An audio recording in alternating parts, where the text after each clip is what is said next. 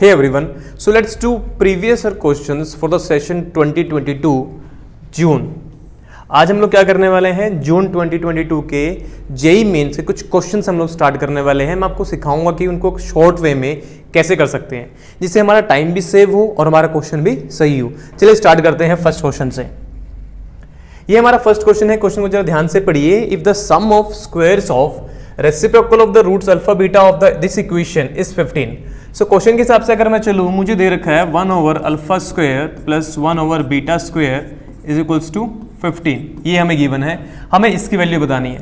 प्यारे बच्चों जरा ध्यान से देखिए, अगर मैं इसको लिखूँ alpha square plus beta square over alpha beta whole square is 15, so that is in the numerator हमारे पास बनेगा प्यारे बच्चों alpha plus beta whole square minus 2 alpha beta upon alpha beta whole square is equals to 15।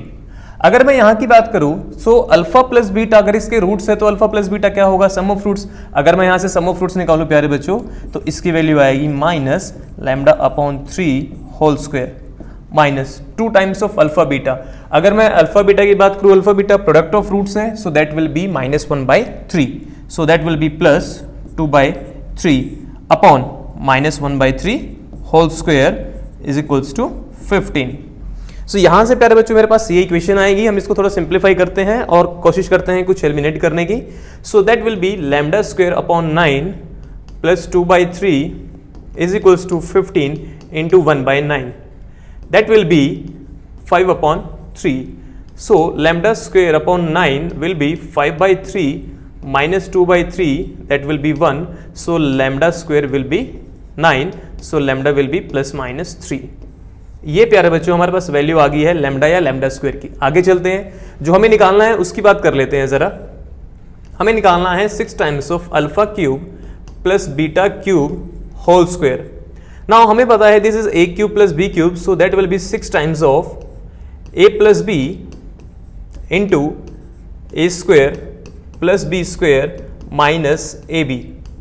Further, that is sum of roots. Sum of roots is minus lambda upon 3 into, this can be written as again alpha plus beta whole square minus 2 alpha beta minus 2 alpha beta will be minus 3 alpha beta. So let's just put the values here. So that will be minus lambda upon 3 as it is alpha plus beta whole square, that is minus lambda upon 3 whole square minus plus that will be 3 into alpha beta is the product of, that is plus 3/3, that is 6 into minus lambda upon 3। हमारे पास अभी पूरे का square भी है, so we'll do it later, right now हमारे पास यहाँ पे पूरे का स्क्वायर है, so we'll do it at the end, so that will be alpha square upon 9 plus 1। चलिए स्क्वायर की बात कर लेते हैं। यहाँ पूरे का हर एक का स्क्वायर था, दैट मीन्स इसका भी स्क्वायर था, इसका भी स्क्वायर था, सो इनकी वैल्यूज पुट कर लेते हैं। दैट इज लैम्डा का स्क्वायर होगा तो लैम्डा का square is 9, so 9/9 will be 1 into, that is 1, lambda square is 9, 9/9 is 1, 1 + 1 is 2, so 2 का square that will be 24, so our answer will be 24। तो हमारा आंसर आएगा प्यारे बच्चों 24, that is my answer. So let's do second question. The number of values of alpha for which the system of these equations is inconsistent. We have equations here. हमें ये बताना है कि ऐसे कितनी वैल्यूज होंगी अल्फा के लिए जिसके लिए ये सिस्टम इनकंसिस्टेंट होगा। अगर ये सिस्टम इनकंसिस्टेंट है तो हमें पता है determinant of 1 alpha 1 1 2 alpha 3 alpha 1 3 5, this is 0 if the system is inconsistent। जरा इसको सोल्व कर लेते हैं प्यारे बच्चों। That will be 10 alpha minus 9 alpha minus 1 times of 5 alpha minus 3 plus 1 time of 3 alpha square minus 2 alpha is equals to 0। That is alpha minus 5 alpha plus 3 alpha square minus 2 alpha equals to 0। That is 3 alpha square, that is minus 5 alpha minus 2 alpha plus alpha will be minus 6 alpha plus 3 equals to 0, that is alpha square minus 2 alpha plus 1 equals to 0। this implies प्यारे बच्चों alpha की value आएगी हमारी यहाँ से 1, alpha will be 1। ये वो value आ गई अल्फा की जिसके लिए सिस्टम इनकंसिस्टेंट है। बट हमारे क्वेश्चन में ना ऑप्शन जरा ध्यान से देखिए, 0 भी है, 1 भी है, 2 भी है, 3 भी है। जरा कंफर्म कर लेते हैं खुद की तसल्ली के लिए, क्या यही आंसर है, क्या यही हमारा आंसर है। आप एक काम कीजिए, वहां पे हर जगह पे अल्फा को 1 पुट कर दीजिए। सिंपल सा ट्रिक है, आप क्या कीजिए, हर जगह पे अल्फा को 1 पुट कर दीजिए।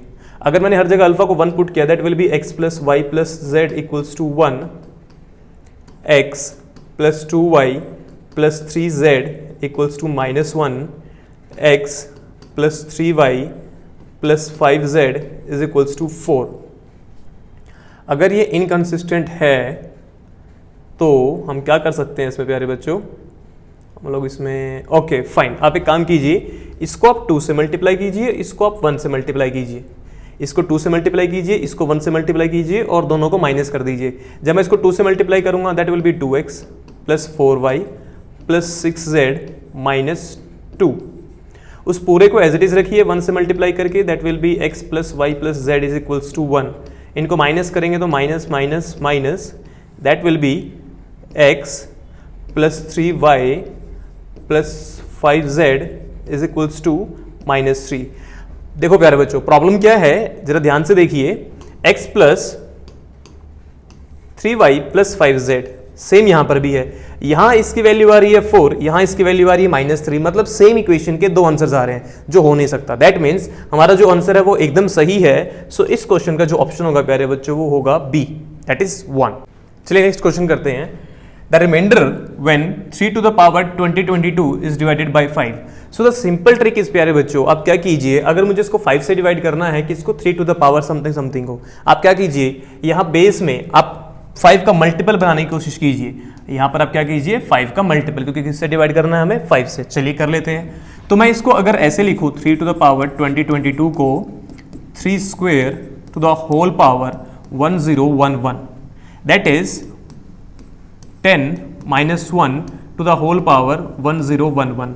अब इस पे बाइनोमियल अगर हम लोग लगाएं that will be n c 0 10 to the power 1011 then plus 1011 c1 10 to the power, एक कम करेंगे इसमें से, that is 1010 into -1 to the power 1। In the same way it will go till the last term. The last term will be 1011 c 1011 10 to the power 1011 minus 1011, that will be 1 and -1 to the whole power 1011। जरा ध्यान से देखिए प्यारे बच्चों, जितनी भी हमारी ये टर्म्स हैं, ये वाली बिफोर द लास्ट टर्म, इससे पहले पहले जितनी भी टर्म्स होंगी सभी के अंदर क्या आने वाला है, 10 आने वाला है, 10 की पावर आएगी, 10 की पावर आएगी। सो हर एक टर्म ऐसी होने वाली है जिसमें 10 की पावर आएगी। सो आई कैन से कि अगर मैं पूरी में से 10 कॉमन लूं, यहां पे एक इंटीजर बचेगा, माइनस यहां पर भी एक इंटीजर बचेगा। Similarly till the second last term हमेशा क्या बचने वाला है, एक इंटीजर बचने वाला है। और अगर मैं सिर्फ लास्ट टर्म की बात करूं 1011 c 1011 will be 1, -1 to the power odd number will be -1, so this will be like this। so ये जो ब्रैकेट के अंदर पड़ा है प्यारे बच्चों, that is an integer, that is an integer which I can write k, which I can write k -1, so that is 3 to the power 2022 can be written as 10 times of k -1 where k is an integer। so that means ये जो भी number आएगा वो 10 का multiple होगा, but उसमें से कम होगा। अगर मैं इसको 5 से डिवाइड करने जाऊंगा तो मैं इसको भी 5 से डिवाइड करूंगा, और अगर ये 10 का मल्टीपल है ये वाली टर्म, तो ये 5 से पक्का डिवाइड होगी। सो जो टर्म डिवाइड नहीं हो पाएगी that will be -1, that will be -1।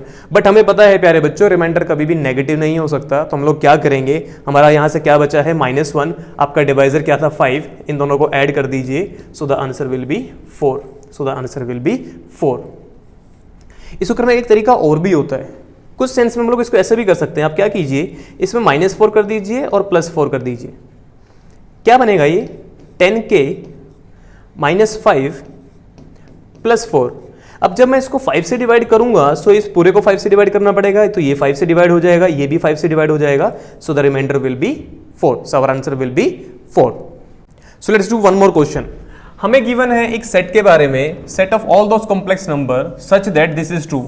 हमें पता है ये जो इनसाइड पार्ट है एक सर्कल को रिप्रेजेंट कर रहा है जिसका रेडियस है greater than equals to 1 and less than equals to 2। मतलब हमारे पास दो सर्कल है बेसिकली जिनका सेंटर एट सेम पॉइंट है। एक पहला सर्कल ये है जिसका सेंटर है 1,1 पे एंड इसका रेडियस जो है दैट इज 1। सिमिलरली हमारे पास एक दूसरा सर्कल है सेम पॉइंट पे जिसका रेडियस है 2। सो ये एक ऐसा सर्कल है जिसका रेडियस है 2, ये एक 1 है। हमें उसकी बात करनी है जो 1 और 2 के बीच में लाई करता है। मतलब बेसिकली अगर देखा जाए सो हमें किसके बारे में बात करनी है, हमें इस पार्ट के बारे में बात करनी है जो ये वाला पार्ट है। ये हमें गिवन है सेट ए के अंदर। जो हमारा सेट ए है प्यारे बच्चों वो ये वाला पार्ट है जो मैंने शेड किया। सेट बी के बारे में देख लेते हैं। बी के बारे में वो क्या कह रहा है हमें, वो कह रहा है all those complex numbers from the set ए से वो वाले कॉम्प्लेक्स नंबर्स लो जिनका डिफरेंस अगर मैं बात करूँ एक कॉम्प्लेक्स नंबर से 1 माइनस आयोटा, सो वो ये भी एक सर्कल को रिप्रेजेंट करेगा, राइट, जिसका सेंटर होगा 1 माइनस आयोटा। तो चलिए एक सर्कल की बात कर लेते हैं जिसका सेंटर होगा 1 माइनस आयोटा पर। 1 माइनस आयोटा का मतलब हो गया कि सर्कल होगा हमारा 1 माइनस 1 पे, 1 माइनस 1 के पास हमारा एक सर्कल होने वाला है। और ये जो सर्कल है इसका सेंटर है 1 माइनस 1 के पास और इसका रेडियस भी हमें दे रखा है 1, right. So the radius is also 1। वो हमसे ये पूछ रहा है देन बी इज व्हाट। जरा ध्यान से देखिए प्यारे बच्चों, हमें क्या करना है, बी में वो वाले कॉम्प्लेक्स नंबर्स लेने हैं ए से सच दैट जो जिनका अगर मैं डिफरेंस निकालूं, मतलब अगर मैं सर्कल को ड्रॉ करूं उनका रेडियस 1 आना चाहिए। मतलब ये जो बाहर वाला सर्कल है जो अंदर वाला सर्कल है इसके बीच में जो ये कॉमन पार्ट है ये वाला, इसका इंटरसेक्शन मुझे लेना पड़ेगा इस दूसरे वाले के साथ, मतलब ये वाले के साथ। तो आप जरा ध्यान से देखिए यहाँ पर कितने सारे पॉइंट्स हैं जो कॉमन है, कितने सारे पॉइंट्स हैं जो हमारे यहाँ पर कॉमन है। ये हमारा सेट बी है, ये जो पॉइंट्स कॉमन है प्यारे बच्चों ये हमारा सेट बी है। सो इसका मतलब ये होगा कि सेट बी जो है वो एम्प्टी नहीं है, 2 पॉइंट्स भी नहीं है, 3 पॉइंट्स भी नहीं है, उसमें इन्फिनिट पॉइंट है। तो इसका आंसर क्या आएगा प्यारे बच्चों, डी आएगा। सो let's do one more question. हमें ये दे रखा है प्यारे बच्चों कि हमारे पास एक बैग ए है जिसके अंदर 2 व्हाइट बॉल्स हैं। सो ये हमारा बैग ए हो गया, इसके अंदर 2 व्हाइट बॉल्स हैं, एक ब्लैक बॉल है और 3 रेड बॉल है। इन द सेम वे हमारे पास एक बैग है बी जिसके अंदर 3 ब्लैक बॉल्स हैं, 2 रेड बॉल्स हैं और n व्हाइट बॉल्स हैं। One bag is chosen at random and 2 balls are drawn from it at random are found to be 1 red 1 black. Okay, हमें यही गिवन है।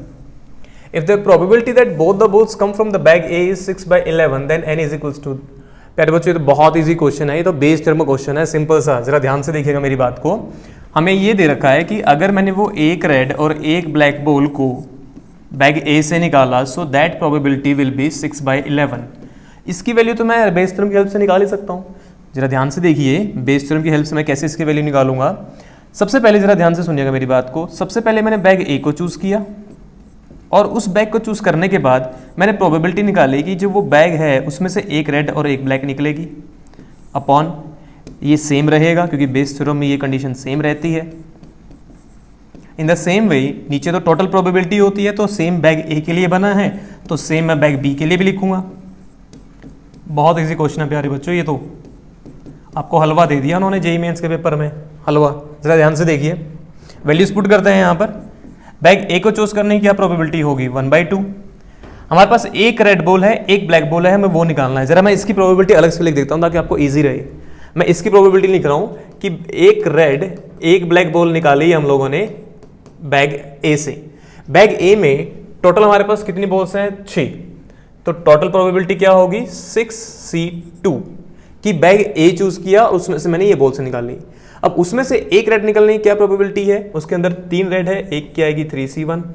अगले की बात कर लेते हैं, उसके अंदर एक ही ब्लैक है और मुझे एक ही चाहिए। सो that will B 3/6C2 will be 15।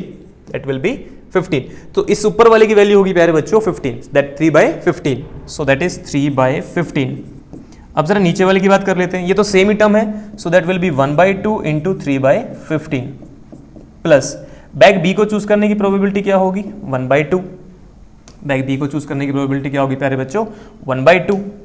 उसके बाद बैग बी की अगर मैं बात करूं प्रोबेबिलिटी की, अगर मैं बैग बी में बात करूं कि एक रेड निकलेगी और एक ब्लैक निकलेगी, इसकी प्रोबेबिलिटी क्या होगी। जरा ध्यान से देखिए, बैग बी के अंदर 3 ब्लैक बॉल्स हैं, हमें एक चाहिए, सो 3C1। 2 रेड है, हमें एक चाहिए, 2C1। टोटल कितनी बॉल्स हैं, 3 + 2 5 + n, n + 5 C, 2 ही बॉल्स निकली हैं। सो that will B 3 × 2 upon n+5c2 will be n+5 into n+4 upon 2. So that will be 6 into 2 upon n+5 n+4.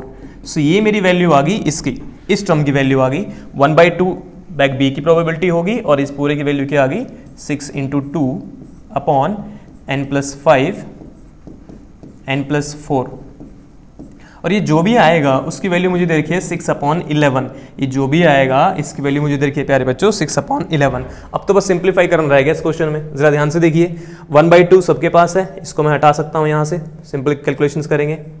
उसके बाद 3 भी मैं हटा सकता हूँ, यहाँ पे भी 3 है, यहाँ पर भी है, इसको मैं काट के 2 लिख सकता हूँ, राइट. उसके बाद अगर मैं इसको थोड़ा सा और सिंप्लीफाई करूँ तो ऊपर आएगा 1, नीचे की बात करूँ यहाँ पे बचा है 1/15 प्लस यहाँ से अगर मैं 3 कैंसिल आउट किया तो मेरे पास 2 बचेगा, 2 2 4 upon n+5 into n+4 is equals to 6/11.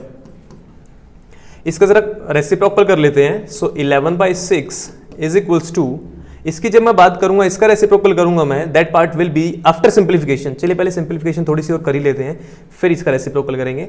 इसको अगर मैं थोड़ा सा और सिंप्लीफाई करूं सो 1/1 plus that will B 15 cancel out हो चुका था यहाँ पर, तो मैं एक बार दोबारा लिख देता हूँ. 15 से 15 कैंसिल आउट होगा, so that will be 60 over n+5 into n+4 is equals to 6/11. So that will be, simplification के बाद ये बनेगा 11/6 is 1 plus 60 upon n+5 into n+4.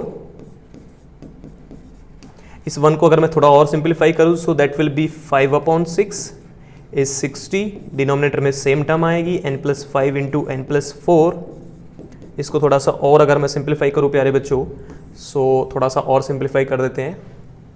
मैं आपको थोड़ा डिटेल में करके दिखा रहा हूँ ताकि किसी बच्चे को किसी में डाउट ना हो. सो 5 से ये 12 पे जाएगा, 12 इंटू 6 72 हो गया. सो right side will be 72.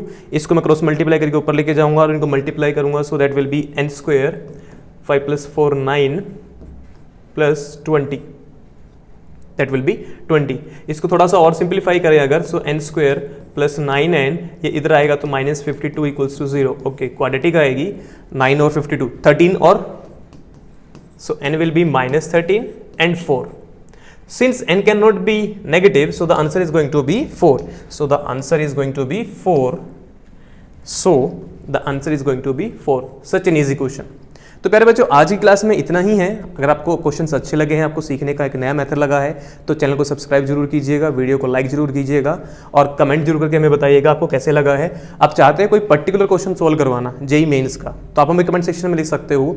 Next video में या उससे नेक्स्ट वीडियो में हम लोग उस क्वेश्चन को भी सॉल्व करेंगे. आज के लेक्चर में इतना ही है, हम मिलेंगे फिर नेक्स्ट लेक्चर में. Thank you.